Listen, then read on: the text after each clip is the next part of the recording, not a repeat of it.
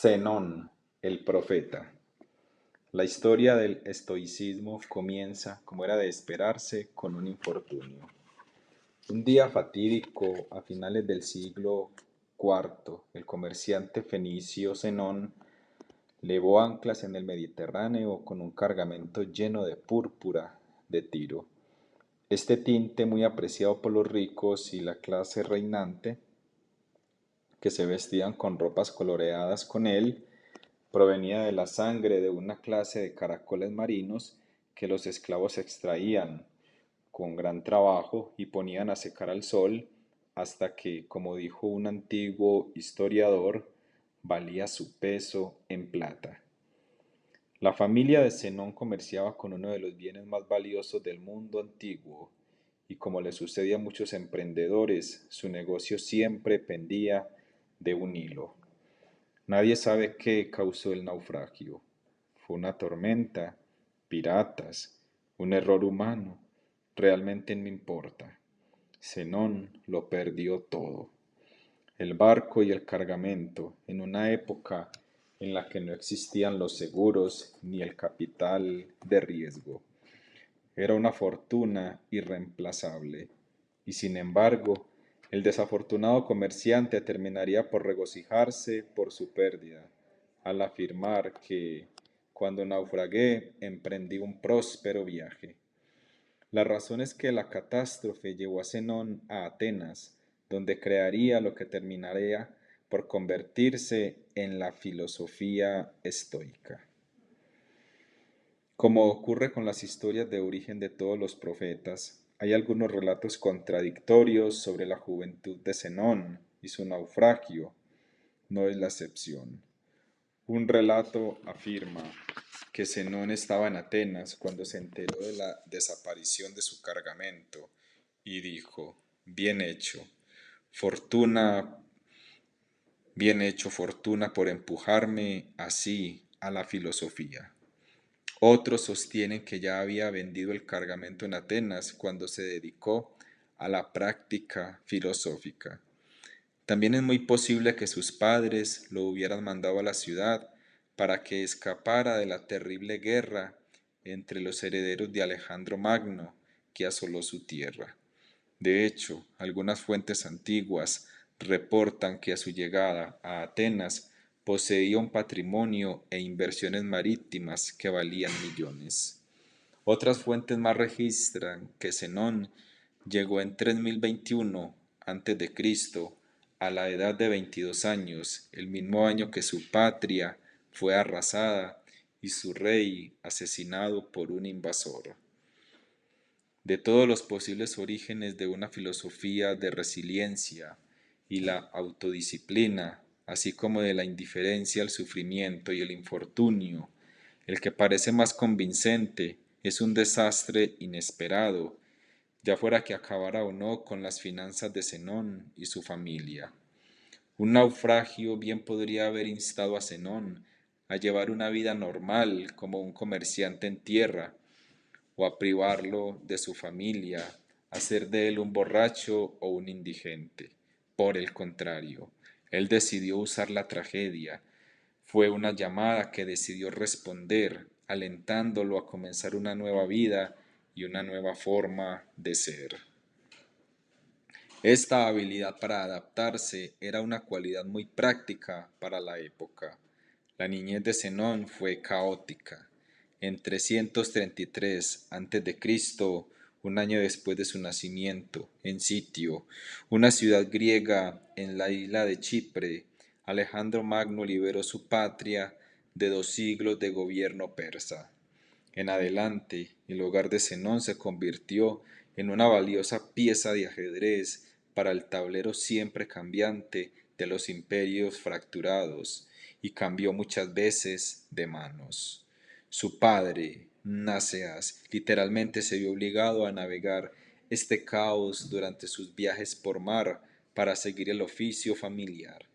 Mientras viajaba de Chipre a Sidón, de Sidón a Tiro, de Tiro al Pireo, la gran ciudad portuaria a las afueras de Atenas, y de regreso, debía sortear bloqueos, pagar sobornos y evitar las líneas enemigas. Sin embargo, parece haber sido un padre amoroso que aseguró de llevar a casa muchos libros para su hijo, incluyendo algunos sobre Sócrates. Nunca se puso en duda que Zenón continuaría con el oficio familiar y seguiría a su padre al mar para comerciar tintes fenicios y soñar con aventuras y riquezas. Nos dicen que era alto y delgado y que su piel oscura y su porte le ganaron el epíteto de viña egipcia. Ya entrado en edad, lo describían como de piernas gruesas, flácido y débil, atributos que le provocaron cierta torpeza y timidez social a medida que envejecía y se acostumbraba a la vida en tierra firme. Si bien no conocemos con precisión las condiciones en las que Zenón llegó a Atenas, sí sabemos cómo era la ciudad entonces, un bullicioso centro comercial con 21.000 habitantes, la mitad extranjeros y una abrumadora población de esclavos que ascendía a cientos de miles. Toda la ciudad estaba volcada a los negocios y era gobernada por élites cultas, cuyo éxito y educación les dejaba tiempo para explorar y debatir ideas de las que aún hablamos el día de hoy. Era tierra fértil para el despertar que le esperaba a Zenón. De hecho, sabemos exactamente dónde ocurrió este despertar y fue en un lugar sorprendentemente moderno, una librería. Un día Zenón se tomó un descanso de la refriega de los negocios en una librería. Hojeaba títulos en busca de algo que leer cuando se enteró de que se había planeado una charla para ese día. Tomó asiento y escuchó al librero leer una selección de textos sobre Sócrates, el filósofo condenado a muerte en Atenas un siglo atrás y cuyas ideas su padre le presentó cuando era niño. En uno de sus viajes antes del naufragio, tal vez inspirado por un viaje similar que emprendió Sócrates, Zenón consultó a un oráculo sobre lo que debía hacer para vivir bien. La respuesta del oráculo fue: para vivir bien debes conversar con los muertos. Debe de haberlo sorprendido encontrarse sentado allí en la librería, posiblemente la misma en la que su padre había comprado libros años antes, y escuchar las palabras de Sócrates mientras hacía precisamente lo que el oráculo le había aconsejado. ¿Por qué? ¿No son eso los libros, una forma de obtener sabiduría de aquellos que ya no están con nosotros? Cuando el librero leía un fragmento del segundo libro de la Memorabilia de Genofonte, Zenón escuchaba las enseñanzas de Sócrates, tal como habían ocurrido en esas mismas calles apenas unas generaciones antes. El pasaje que más lo impactó fue la decisión de Hércules, la historia de un héroe que se encuentra en una encrucijada. En este mito, Hércules se vio obligado a escoger entre dos doncellas, una de las cuales representaba la virtud y la otra el vicio. Una vida de trabajo esforzado y virtuoso, la otra una de pereza. Zenón debe de haber escuchado al personaje de la virtud decir: debes acostumbrar a tu cuerpo a ser el siervo de tu mente y a entrenarlo con penurias y sudor. Y luego al vicio ofrecer una opción muy distinta. Espera un minuto, grita. ¿No ves cuán largo y difícil es el camino a la felicidad que ella describe? Elige conmigo la ruta fácil. En el bosque, o mejor dicho, en una librería, se bifurcan dos caminos. El estoico elige el difícil. Aproximándose al librero, Zenón formuló la pregunta que le cambiaría la vida. ¿Dónde puedo encontrar a un hombre como ese? Es decir, ¿dónde puedo encontrar a mi propio Sócrates? ¿Dónde puedo encontrar a alguien que me tome como alumno, como Yefonte lo fue del sabio filósofo, ¿quién puede ayudarme con mi elección? Si el infortunio de Zenón fue sufrir ese terrible naufragio, su fortuna se compensó sobradamente con la decisión de entrar a esa librería. Y aún se duplicó cuando en ese momento Crates, un conocido filósofo ateniense, pasó por ahí. El librero sencillamente extendió la mano y lo señaló. Podría decirse que estaba escrito. Los estoicos posteriores sin duda lo dijeron. El héroe había sufrido una gran pérdida y a causa de ella cruzó el umbral para conocer a su verdadero maestro. Al mismo tiempo fue gracias a la elección de Zenón entrar a la librería tras su terrible pérdida, sentarse al escuchar al librero y sobre todo no quedarse satisfecho con las palabras que había escuchado entonces. No, él quería más. Exigió más respuestas, exigió que le enseñaran más, y fue a partir de ese impulso que nació el estoicismo. Crates de Tebas, como Zenón, era hijo de una familia rica y heredero de una gran fortuna. Diógenes Laercio nos cuenta que, tras presenciar una puesta en escena de la tragedia de Telefo, la historia del rey Telefo, hijo de Hércules, herido por Aquiles, regaló su dinero y se mudó a Atenas para estudiar filosofía. Allí fue conocido como el Abrepuertas. Escribió Diógenes, el maestro para el que se abren todas las puertas, de los alumnos ansiosos de aprender con el gran filósofo. Cuando el alumno está listo, reza el dicho Zen, el maestro aparece.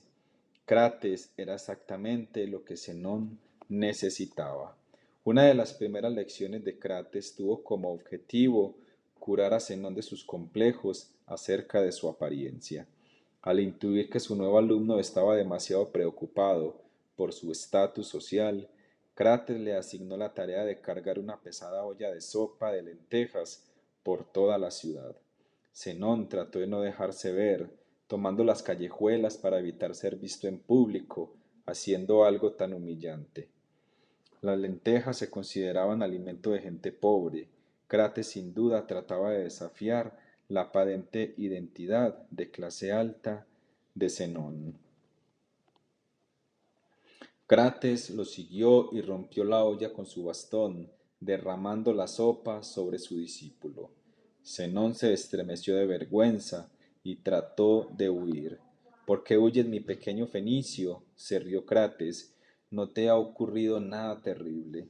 Que alguien tenga ansiedad o inseguridades, o le hayan enseñado cosas incorrectas de niño, no significa que no puedan crecer para hacer grandes cosas, siempre y cuando tenga el valor y los mentores que le permitan cambiar. Gracias al amor severo de Crates, Zenón se sobrepuso a su timidez para convertirse en quien estaba destinado a ser. Tras dejar sus días como comerciante, eligió un nuevo estilo de vida que equilibraba el estudio y la reflexión con las necesidades de un mundo movido por el comercio, la conquista y la tecnología. Para Zenón, el propósito de la filosofía, de la virtud, era encontrar un suave flujo de vida, llegar a un lugar en el que todo lo que hagamos esté en armoniosa consonancia con el espíritu guía de cada hombre y con la voluntad de aquel que gobierna el universo. Para los griegos, cada uno de nosotros tenía un daimon, un genio o propósito rector interno conectado con la naturaleza universal. Quienes mantienen en armonía su naturaleza individual y universal son felices, dijo Zenón, y quienes no son infelices. En sus esfuerzos por alcanzar esta armonía, Zenón llevó una vida sencilla, no muy distinta de la de su rival Epicuro, que comenzó su escuela unos pocos años antes de que Zenón empezara su propia búsqueda. Su dieta consistía sobre todo en pan y miel, y de vez en cuando un vaso de vino. Ocupaba una vivienda con varios compañeros y pocas veces contrataba sirvientes. Incluso cuando estaba enfermo, rechazaba los intentos por consentirlo o cambiaba su sencilla dieta. Un estoico posterior diría de él que pensaba que la gente que prueba una vez la cocina gourmet la desea todo el tiempo, puesto que el placer, asociado con beber y comer, crea en nosotros el anhelo de más comida y bebida.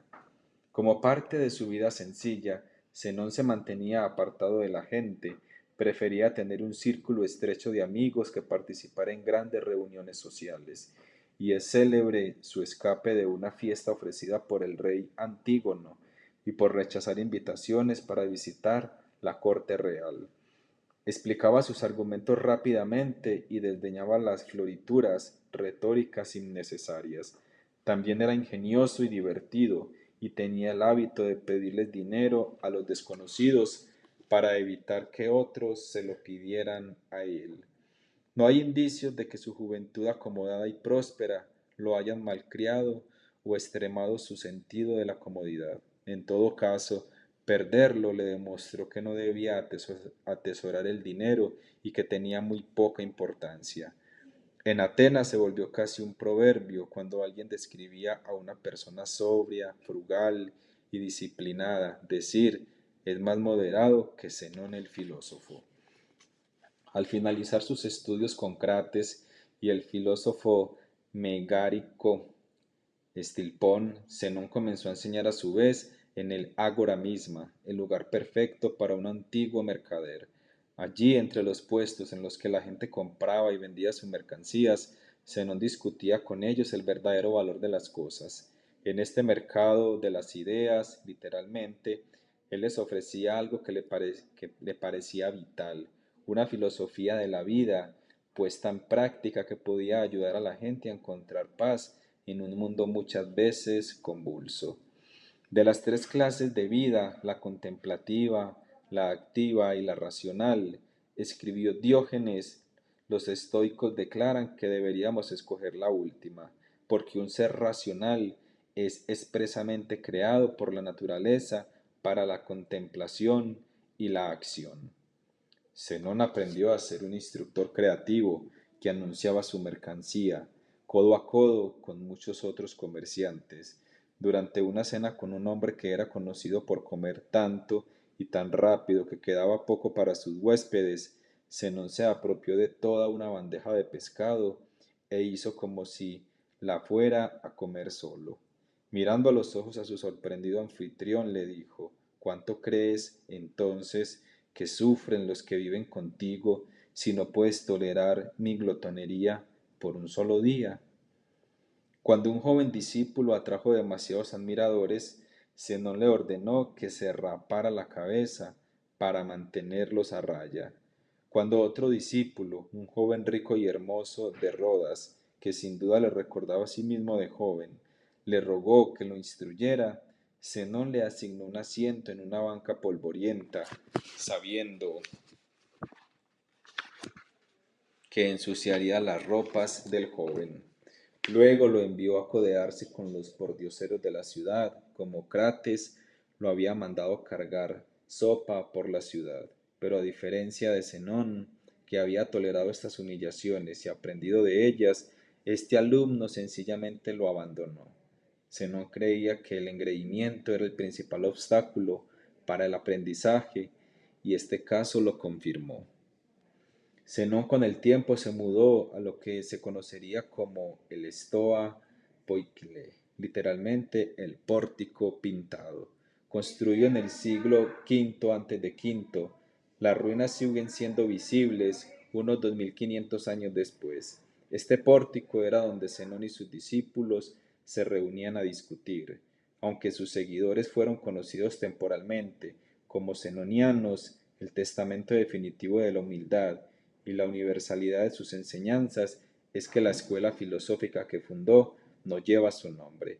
Por el contrario, la conocemos hoy como estoicismo, un homenaje a sus orígenes únicos.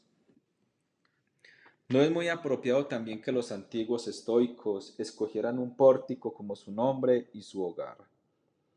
No era un campanario o un escenario, ni un salón de conferencias sin ventanas. Era una estructura invitante, accesible, un lugar para la contemplación, la reflexión y sobre todo la amistad y la discusión. Se decía que Zenón no toleraba en su pórtico a los holgazanes o a los presuntuosos. Quería que sus estudiantes estuvieran atentos y despiertos.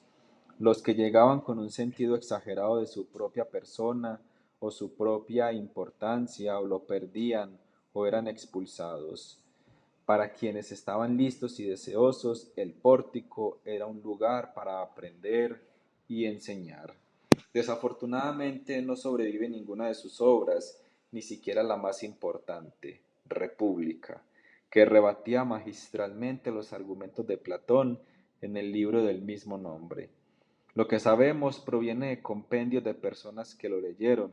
Gracias a ellas sabemos que los estoicos tempranos eran notablemente utópicos. Buena parte de esta tónica sería descartada más adelante por estoicos más pragmáticos, pero aún así las ideas de Zenón sentaron unas pautas que todavía resuenan entre nosotros.